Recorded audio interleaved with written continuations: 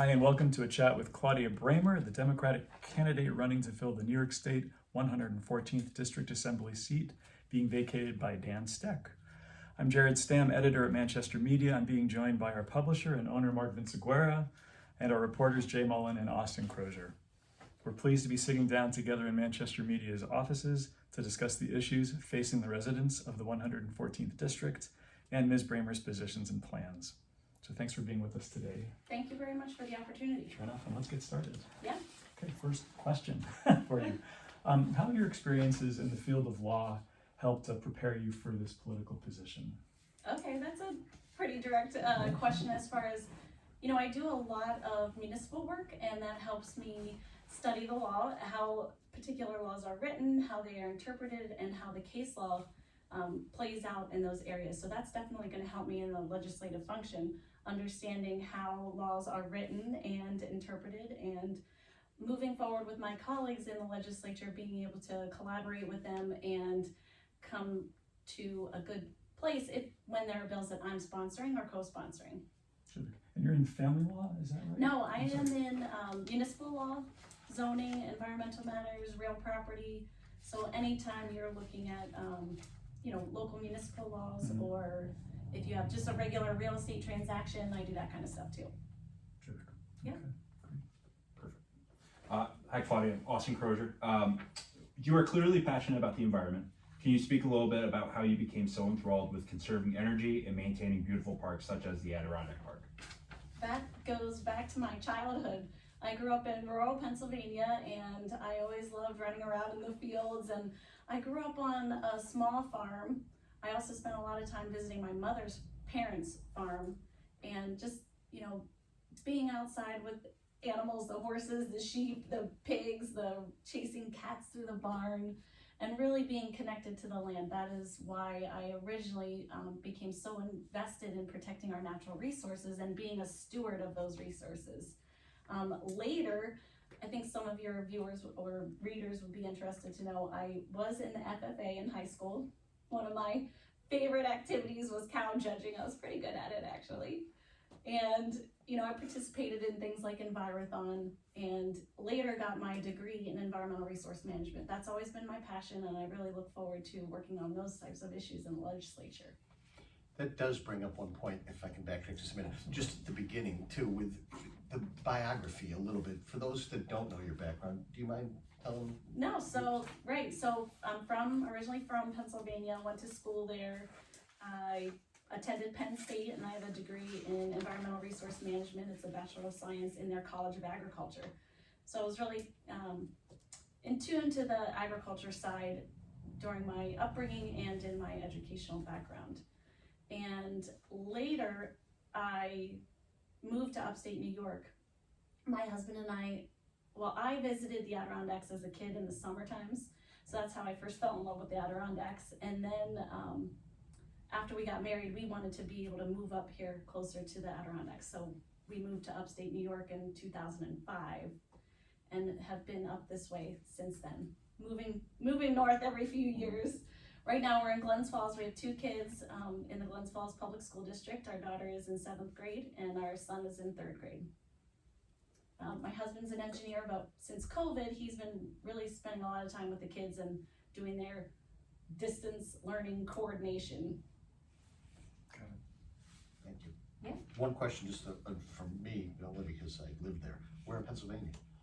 Down near Gettysburg, Oh. almost to Gettysburg. It's a little town called Dillsburg. Got it. Is where I grew up. So Harrisburg, General.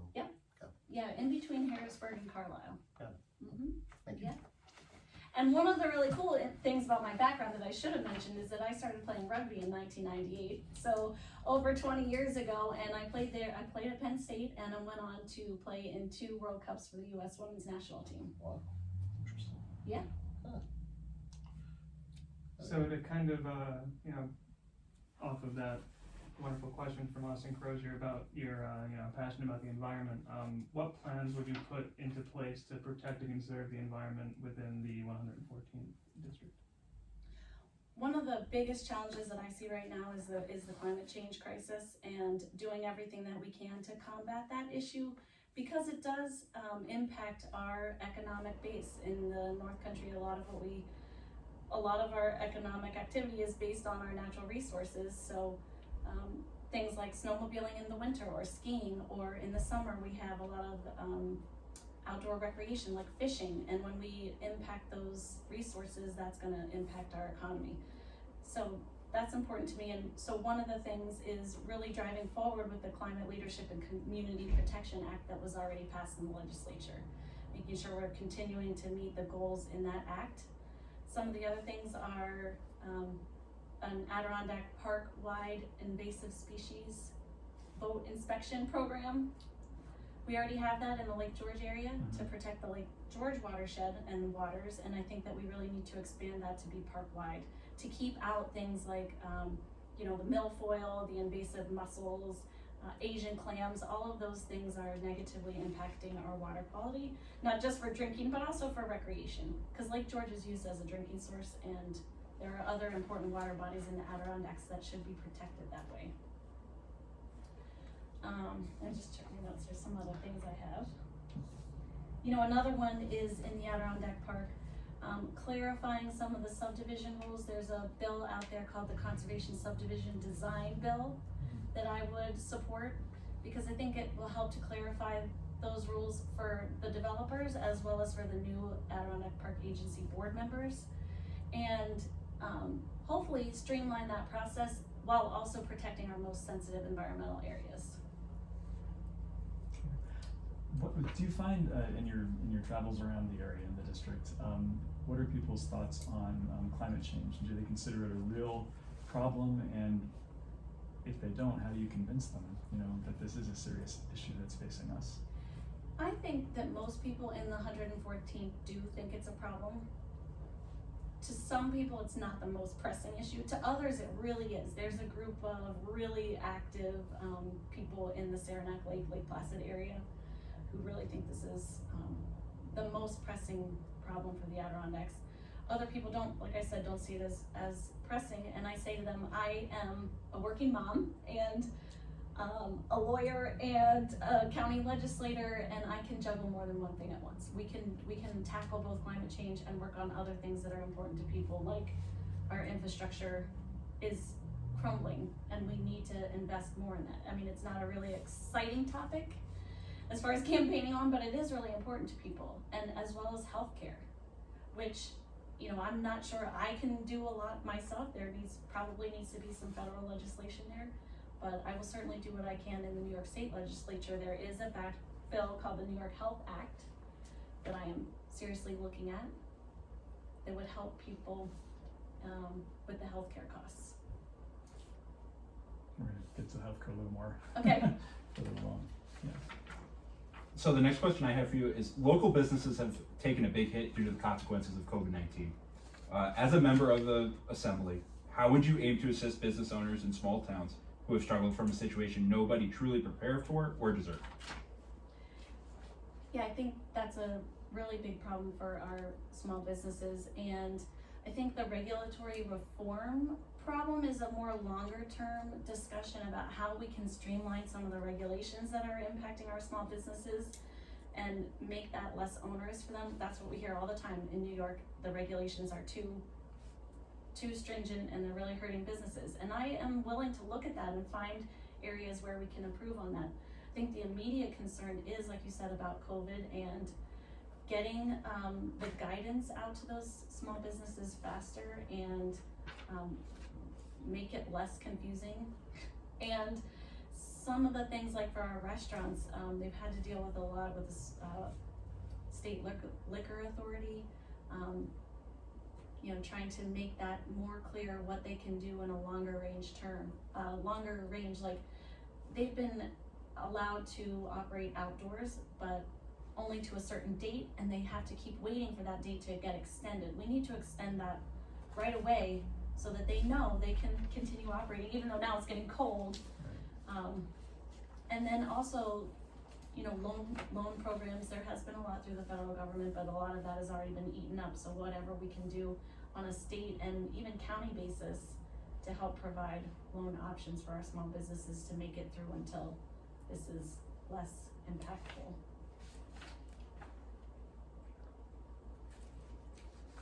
So So this is going to be more generalized than just with the small, local businesses, but what would your plan be for COVID-19, kind of like an all-encompassing as a whole? That's a big question. Shouldn't you be asking that of the governor? Or our If he'd come federal around, we would, I'm administration? sure. Yeah. I'll boil it down to something a little bit more local, if that's okay. Yeah. I think on the school side, especially as a mom, I really thought we should have a testing protocol for our schools so that they would be testing people on a regular basis. Maybe not every single person, because that costs a lot of money, but and making sure that our schools have all the PPE that they needed. And I know in Warren County, our health department, and Washington County too, has been doing a lot to provide testing for the residents and businesses, and just continuing a good testing protocol. And continuing to push out the word that we need to be safe, we need to do our social distancing and wear our masks. And it's important that our local governments continue to do that to help our small businesses so they don't have to look like they're the bad guys, asking people to put on a mask when they come inside, that kind of thing. Regarding first responders and the healthcare workers in the 114th district, you want to protect them. What exactly do you want to do to protect these workers? In general, or for the COVID? Well- COVID, I think making sure that we have the PPE available to them, I think that's the biggest protection aspect right now.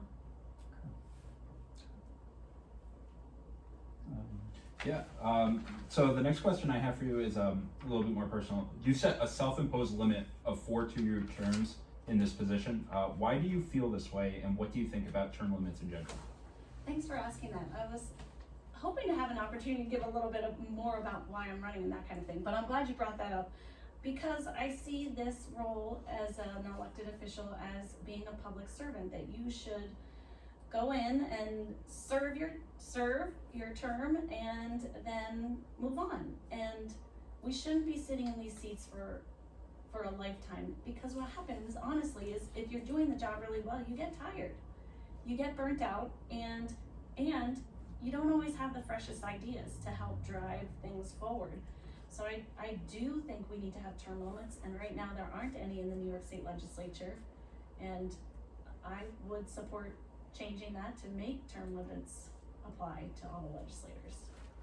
The other thing I want to say as far as being a public servant is that, it's not that exciting, but I think it should be said, I do donate back to the local communities, to our local charities, some of my salary. I think that is important for a public servant to do. Right, definitely. And going to your to why you want to be here talking to us is why are you running for the assembly? Thank you. Yeah. I'm running because I care about our communities. I really do. I care about our children, working families, our seniors, the small businesses that we've talked about, the owners that are trying to struggle through, entrepreneurs that are trying to make a way of it here in the North Country now that we're going virtual, and our farmers. I care about all those people, and I want to bring an effective voice for them to Albany.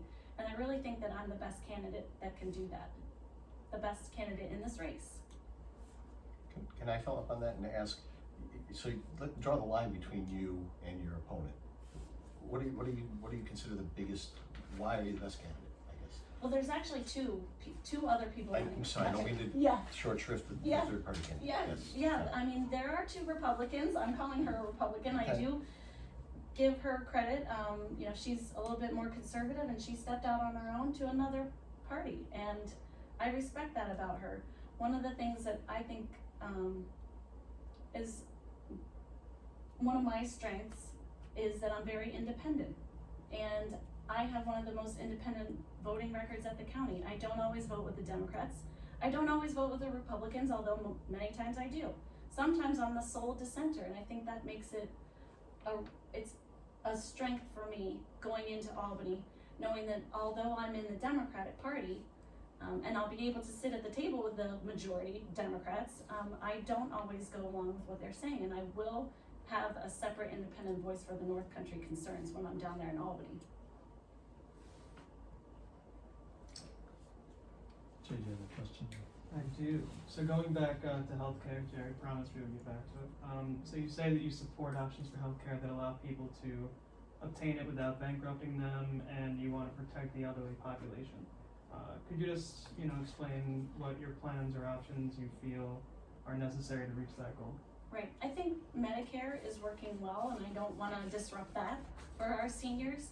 I do think that there should be more options, and I think the New York Health Act is sort of like an optional, Medicare for all.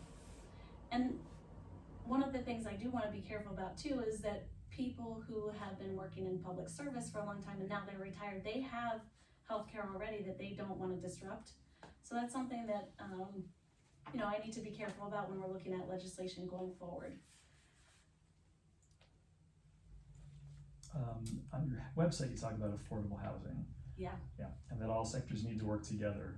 First, can you explain what your plan would be for bringing affordable housing to residents of the 114th district? And what steps would places like Granville and Whitehall have to take in your eyes to help execute that plan? Yeah, affordable housing, I think for us is really a big problem, especially in places like Whitehall, Granville, also Lake George and Lake Placid, because some of the housing is getting pushed out by second homeowners and tourist housing, short-term rentals. So I think the plan that we need to move forward with is doing more market studies, getting those available for the private developers so that they don't have to do all the legwork of finding out, is there really a market here? That's one of the things that they are looking for. If I build, are people actually going to fill this housing and help me, recoup my costs? So that to me is the public-private partnership there, is that the public entities, whether it be on the county level, which is Warren County is working on this now, a housing market study that they will then provide to developers, or even a town level. I know Town of Queensbury has worked on that in the past. But of course, some of our municipalities don't have the money or resources or know-how on their own. So I think that as a legislator, I can help us drive some assistance to our local governments to help with that. And then there's the private side where they would need to come and actually develop here. So we might have to provide more financial assistance or incentives to drive them here. There are already some programs out there, so I think just leveraging that a little bit more. And then also leveraging our not-for-profits like Habitat for Humanity. I'm going to a ribbon cutting on Friday where they are building a new house. It's only one new house, but one at a time. That's a whole family that's going to be protected, given stable housing, and that will affect their entire, family for generations to come. Right. So even one at a time, Yeah. I'm willing to help with. And, another side is, looking at responsible development in our downtowns of even apartment complexes. That might not be a long-term housing solution for everyone, but the more housing we have in the stock, it helps everyone to be able to raise them up into stable housing situations. We have I live in Salem, New York. Okay. Yeah, and right now we're having just a hard time deciding whether or not we're going to be trying to get a septic system in place for the town. There isn't a town-wide septic system. The only way to finance that is it's a half and half partnership with the state and then grants that the town comes up with themselves. That's impossible for people in Salem to do. So Yeah. what kind of plans would you have to help encourage people or encourage development of that sort that would help everybody? I should have mentioned that too. It is having that infrastructure in place already so that the private developer doesn't feel like they have to take Right. on all of that. I mean, I think it's asking for a little bit more help from the state in dollars. Mm-hmm. To do that, yeah. So, Because one of the things I don't want to see us, like when you have to put in, let's say, a new sewer, that costs a lot of dollars on the local real property taxpayers. And what I have to explain to a lot of people downstate at times, what I'm really finding out as I'm going through some more of these interview processes, is that they see real property taxpayers as always people who are wealthy. And I have to explain to them, real people who own property in the North Country, that does not mean that they are wealthy. They maybe have owned that property for generations and they're just working people who are trying to hang on to their home. Right. So we can't continue to raise our real property taxes. That is not the solution for us. Yeah, and that would require, and Salem would require a tremendous amount of extra taxation that I know personally, you know, Right. and my neighbors know that we can't afford. Yeah. You know, it's interesting, yeah, so. Yeah, and if you look at Whitehall, they're having, their water infrastructure is Yeah. not doing well, and they don't have a tax base to Right.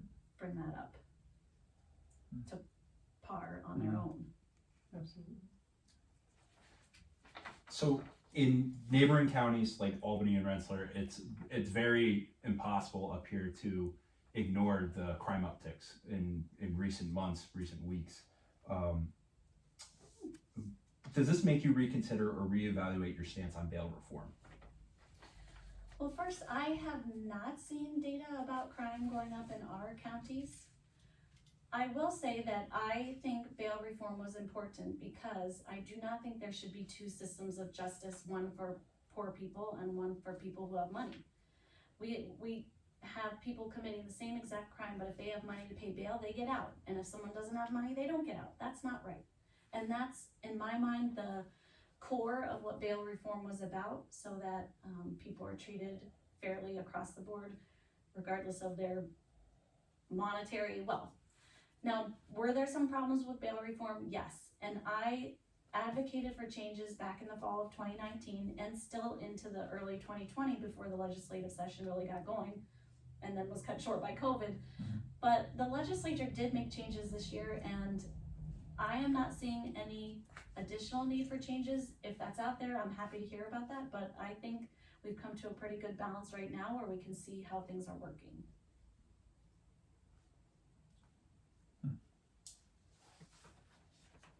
So to go back to what you had mentioned earlier about, you know, your background, how you played rugby, I wasn't aware that you actually helped found the Foothills Rangers Rugby, which really came about when I was in high school. I went to Queensbury, and like a lot of my friends wanted to play rugby. Do you think that founding that has helped you make and grow connections within the 114th district, and how do you think that would help you moving forward? Yeah, it definitely helped me get more engaged in the community. When I got to Glens Falls, I felt very grounded and got involved in a lot of community organizations, including founding the rugby team and also, you know, joining my kids' PTA and joining some of the other organizations in the area. So that's definitely helped me make connections that I can use later on as a legislator. And the other thing that I'll say about my rugby background is that it has given me a lot of tenacity. And sometimes it takes a little bit of fight to get what we need, and I have that in me, and I will definitely carry that to Albany as well. So based on your experiences thus far, what advice can you give to young men and women from upstate New York who are looking to begin a career or are starting to become interested in politics? And what are the harsh realities they should be aware of, and what should they be optimistic about? Oh, I would love young men and women to get involved in politics, and I think the first thing to do is join a local board. If that's the water board, the planning board, your town board, people need to get a little bit more engaged. It doesn't take a lot of time at the local level, and it's not really about politics at the local level. It's usually about problem solving, and young people have a lot of great ideas, so I think I would definitely encourage them to get involved that way. And some of the challenges are when politics get too involved and maybe set things off track from where they should be as far as just coming to a neutral, objective solution. Another thing that they will probably encounter is just the idea that, well, this is the way we've always done it, and we don't see any reason to change. That has been really hard for me, and I'm not that young anymore, but on the Warren County Board, it can be hard at times to convince people that, you know, just because we've done it the same way forever doesn't mean that we can't look at doing it a little bit better, maybe more efficiently, and maybe cost our taxpayers some money. Save them money, not cost them. Yeah. But if they just go into it with a good attitude and try to learn, I think young people can make a big difference. So because of COVID-19, a lot of people are going to be voting absentee or by mail-in ballot this year. What are your thoughts on how voting will take place this year? And how do you think that will affect this year's election? A lot of people are voting by absentee, and I know this because I'm getting the lists from the Board of Election. So it's really been a huge uptick as far as the absentee ballots. I also think a lot of people are gonna go in person, maybe either early voting or right on election day. I'm not sure that the absentee versus early voting is gonna make a huge difference. I see things like the debate last night as maybe impacting our turnout because it was pretty ugly, to be frank, and I think that's gonna turn off some voters actually coming out because they feel so discouraged. I know I feel discouraged watching that, and I didn't want my kids watching it. Right. That was going to be our question for you. You can expound on that if you'd like to. A little more. Yeah, I mean, it was disappointing seeing our two candidates for the highest level of our office going at it like they were kindergartners. You know, I think my son, who's in 3rd grade, could have done a better job debating civilly with someone else. I think it's really important to be able to listen and acknowledge that someone else is coming from a different point of view and talk to them about it rather than just trying to scream and shout over the other person. I mean, this district, the 114th, is very big. It goes from Saranac Lake all the way out to, you know, Hampton, the Vermont border, down to Hebron, and then over to Sacandaga, so Corinth, Day, Hadley, Edinburgh. It's very big, but what I found is that we do have a lot more that brings us together than that divides us. We are hardworking, we're independent, and we love our communities. Most people, if you sit down and actually talk to them, you will find that out about them, and we don't have to have a screaming match to disagree over certain policy issues. Is there anything else you'd like to tell us about your candidacy or about yourself that you think would be of interest to our readers? I would just ask them for their vote because I will do a good job for them. I will work very hard and represent all of our voices. So thank you very much. Thank you. For being with us, taking time out of your visit. You'll be in plenty of time to get to your next meeting. Good luck to you in your campaign, and we will all be eager to see the outcome on Yeah, election. me too. Okay. Thanks. Thank you so much. Thank you. Yeah, thanks.